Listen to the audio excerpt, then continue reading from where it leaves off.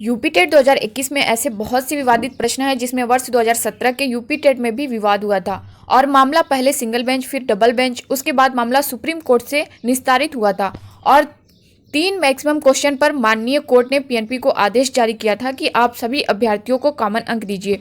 इन सब के बाद से अभ्यर्थियों के मन में एक बड़ा सवाल जरूर उत्पन्न हो रहा होगा कि क्या इस बार के यूपी टेट परीक्षा में अगर मामला कोर्ट में जाता है और माननीय कोर्ट उन सभी विवादित प्रश्नों पर फिर से कॉमन अंक देने की बात करती है तो क्या सभी अभ्यर्थियों को कॉमन अंक दिया जाएगा या फिर जो कोर्ट में जाकर केस करेंगे उनका ही नंबर बढ़ेगा या फिर सबका बढ़ेगा।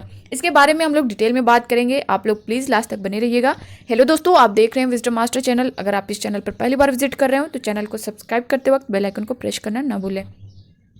दोस्तों, अगर यूपी टेट 2021 की बात की जाए तो जितना जल्दी कोर्ट में ये मामला जाता है तो प्रबल चांसेस रहेंगे कि सभी अभ्यर्थियों को इसका लाभ मिलेगा, क्योंकि अब इस केस में कुछ ज़्यादा सुनने को नहीं रह गया है। वर्ष 2017 में जो माननीय सुप्रीम कोर्ट ने फैसला दिया था उसी फैसले को सिर्फ लागू करवाना है, तो इसमें प्रबल चांसेस रहेंगे कि 1 से 2 हियरिंग में ही वर्ष 2017 का माननीय सुप्रीम कोर्ट का जो फैसला था वो लागू हो सकता है, जिसमें हिंदी में एक प्रश्न आँख की किरकिरी होने वाले पर कॉमन अंक दिया गया था।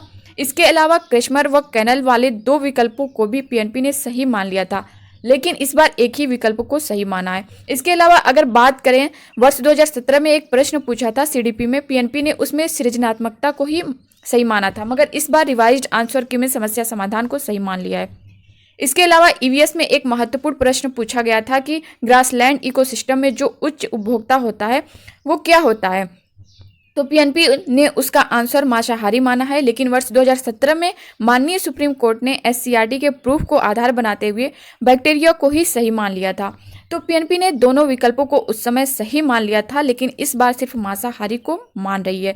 तो पीएनपी ने जो रिवाइज्ड आंसर की जारी किया है वो इतना ज़्यादा विवादित है क्योंकि पहले से माननीय सुप्रीम कोर्ट का उसके संदर्भ में आदेश है, बावजूद उसके पीएनपी के द्वारा अपने ही पहले के जो आंसर की जारी किए गए थे, माननीय सुप्रीम कोर्ट के आदेश के बाद उस अपने रिवाइज्ड आंसर को भी नकार रही है, क्योंकि पिछले आंसर की में उन्होंने कुछ और आंसर दिया था। पिछली बार अगर उन्होंने सृजनात्मकता माना था तो इस बार वो समस्या समाधान कैसे मान सकते हैं? एक ही आयोग एक ही प्रश्न के 2 उत्तर कैसे मान सकती है? तो यहाँ प्रबल चांसेस हैं कि माननीय सुप्रीम कोर्ट के माध्यम से 2 से 3 नंबर अभ्यर्थियों के बढ़ सकते हैं, क्योंकि वर्ष 2017 में पहले से माननीय सुप्रीम कोर्ट का इसके संदर्भ में आदेश है।